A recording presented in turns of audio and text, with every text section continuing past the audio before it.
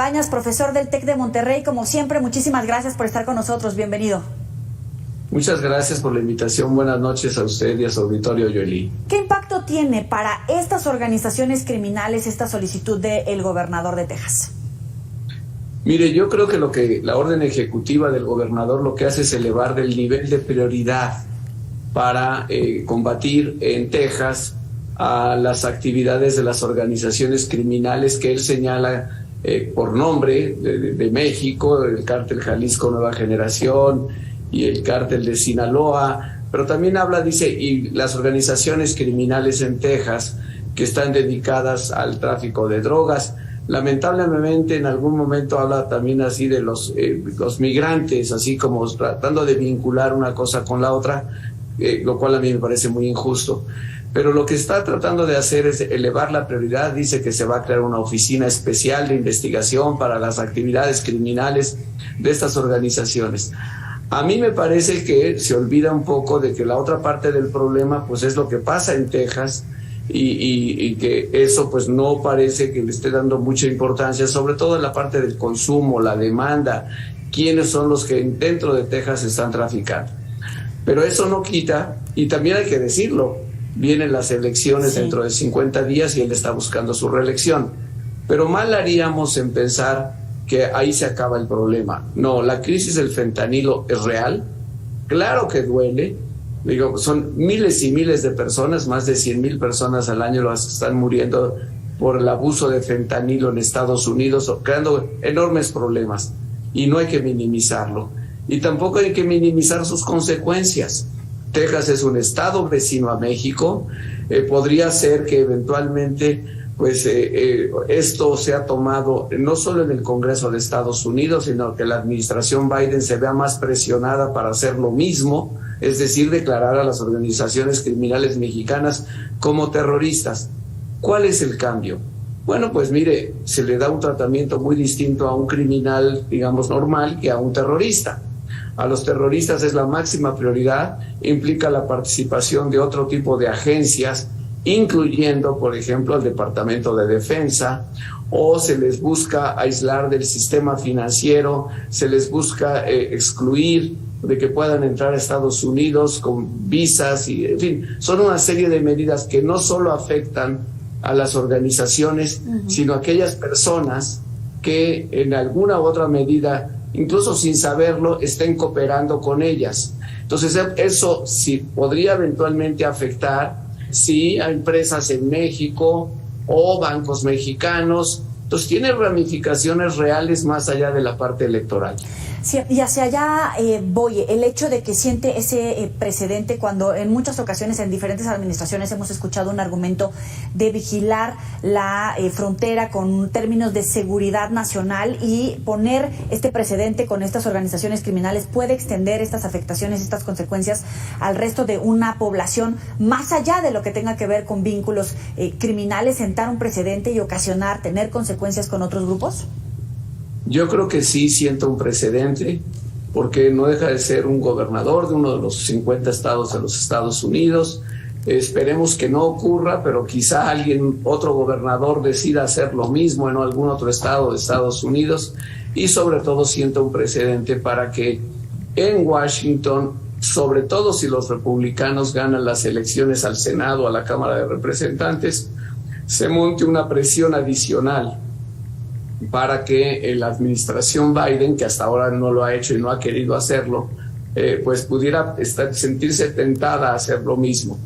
Eso obviamente sería un serio retroceso en la relación bilateral, porque este tipo de designaciones, además de estigmatizar a México, yo desde luego no pienso que los cárteles o las organizaciones criminales representan a nuestro país. Por supuesto que no nos representan, pero cuando se está diciendo que son cárteles mexicanos, la imagen de los mexicanos en Estados Unidos sí sufre, y pues eso lo considero lamentable. Y la segunda cosa, pues que pudieran haber operaciones unilaterales como han hecho Estados Unidos fuera del territorio de Estados Unidos, sin tener mucha consideración por los países anfitriones. Eso es un tema, ojalá y no ocurra. pero no podemos pensar que no va a pasar nada y que esto es solamente electoral. Eso creo que sería equivocarse. En algún momento sucedió lo mismo cuando designaban como organizaciones terroristas en Colombia, en Venezuela, y sentaba un precedente, marcaba de alguna manera la relación bilateral. ¿Qué dice en todo caso del gobierno de López Obrador que se haga en este preciso momento de la administración de López Obrador? Bueno, cuando el presidente Trump amenazó con esta posibilidad en 2019 a 2020, hubo una reacción muy firme de parte del canciller Marcelo Ebrard, quien dijo que México no lo aceptaría de ninguna manera, que esto no aceptaría de ninguna manera un ataque a nuestra soberanía y medidas de ese tipo que pudieran perjudicar la relación. Hubo un rechazo claro, inmediato. El propio presidente Trump comentó públicamente que se lo había sugerido al presidente López Obrador y que el presidente López Obrador le había pedido que no lo hiciera, que México seguiría empeñado en el combate a estas organizaciones criminales y que estaba muy dispuesto a cooperar con Estados Unidos. Sin embargo, yo creo que en los últimos años sí la presión ha ido subiendo. Qué bueno que existe el mecanismo a nivel federal, o sea, de los gobiernos de Washington y el gobierno de López Obrador, lo llamado el mecanismo bicentenario, para que pues haya un diálogo permanente y medidas de cooperación.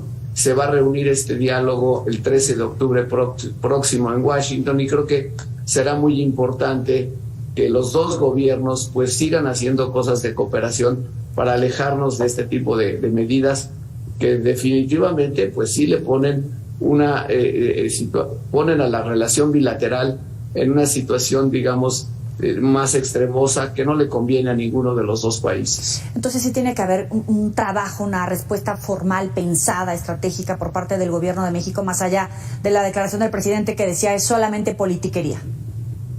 Pues sí, francamente sí, y yo creo que la oportunidad es el 13 de octubre para decir lo que el gobierno de México está haciendo. Digo, hay un intercambio permanente de información, hay muchos contactos entre las agencias, y hay que estar en eso. El presidente dijo, esto es politiquería por las cuestiones electorales. Sí es cierto, sí el gobernador va a enfrentar un proceso electoral en 50 días, pero no hay que minimizar el tema. La verdad es que esto tiene ramificaciones y hay que estar atentos. Para concluir, hace unos minutos el canciller Marcelo Ebrard habló ante el Pleno de la ONU y pues criticaba al organismo por esta parálisis frente a la guerra entre Rusia y Ucrania. ¿Cuál es su opinión al respecto?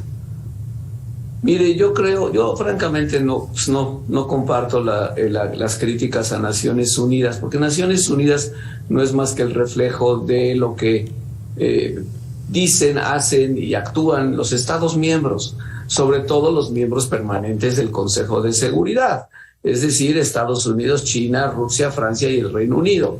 Todos sabemos que se presentó el tema en el Consejo de Seguridad en febrero de este año, pero hubo un veto, el veto de Rusia, que es miembro permanente y que tiene poder de veto, y por lo tanto el Consejo de Seguridad se paralizó a partir de ese momento. La Asamblea General sí ha tomado algunas resoluciones, más de 140 países aprobaron una resolución incluyendo a México, por supuesto, y con una clara posición del gobierno de México y en especial de nuestro embajador permanente en la ONU, Juan Ramón de la Fuente, que dijo, esto hay que condenar esta invasión, porque eso fue una invasión de Rusia a un país soberano que es Ucrania, y la Carta de la ONU pues dice con toda claridad que eso está prohibido y que eso no se vale y que no se puede aceptar. Entonces la Asamblea General sí reaccionó. Sí es cierto que desde entonces no ocurre nada. Yo veo bien que México, el gobierno de México, promueva la paz, promueva el entendimiento, promueva negociaciones diplomáticas, promovió desde hace muchos meses el acceso a la ayuda humanitaria a la población en Ucrania. O sea, yo creo que México en el Consejo de Seguridad de la ONU hasta hoy ha tenido una actuación realmente impecable. Pero no estoy de acuerdo que le hagan críticas, porque el único que ha sacado acuerdos importantes a favor de la población, no solo de Ucrania, sino de los países africanos y del Medio Oriente que importaban granos de Ucrania, pues es el secretario general con la mediación de Turquía. Miguel Ruiz Cabañas, como siempre, un placer platicar con usted. Muy buena noche. Al contrario, muchas gracias, Joel, y buenas noches. Buenas noches a su auditorio. Hasta luego. Vamos a hacer una muy breve pausa. No le cambie.